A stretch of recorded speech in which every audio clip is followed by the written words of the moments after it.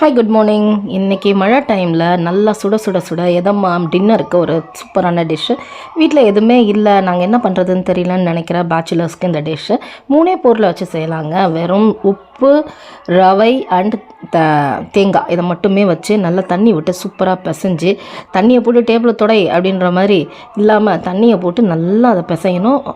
சப்பாத்தி மாவு பதத்துக்கு பிசைஞ்சு நல்லா ஒரு ஸ்டவ்வில் வந்து தண்ணியை கொதிக்க வச்சு அந்த தண்ணியில் இதை உருட்டி அழகாக போட்டு ஒரு 10 நிமிஷம் மூடி வச்சு கொதிக்க வச்சு இறக்குனீங்கன்னா சூப்பரான உப்பு ரவா உருண்டை செம்மையாக எம்மையாக என்ஜாய் பண்ணி சாப்பிட்றதுக்கு ரெடி ஆகிடும். இது வந்து கன்னியாகுமரி பக்கத்துலலாம் பேச்சுலர்ஸ் சாப்பிட்ற ஒரு பிரத்யேக உணவு. ரொம்ப சூப்பராக இருந்தது. நாங்கள் ட்ரை பண்ணி பார்த்தோம். நீங்கள் சட்னி இல்லைனா மிளகா பொடி இதோட ஏதாவது செஞ்சு நீங்கள் சாப்பிட்லாம். தனியாக சாப்பிடவும் சூப்பராக இருக்கும். ட்ரை பண்ணி பாருங்கள் எப்படி இருந்ததுன்னு சொல்லுங்கள். நம்ம சேனலை தொடர்ந்து சப்ஸ்கிரைப் பண்ணிவிட்டு பார்த்துட்டே இருங்க. நிறைய லைக் பண்ணுங்கள், ஷேர் பண்ணுங்கள். தேங்க்ஸ் ஃபார் வாட்சிங்.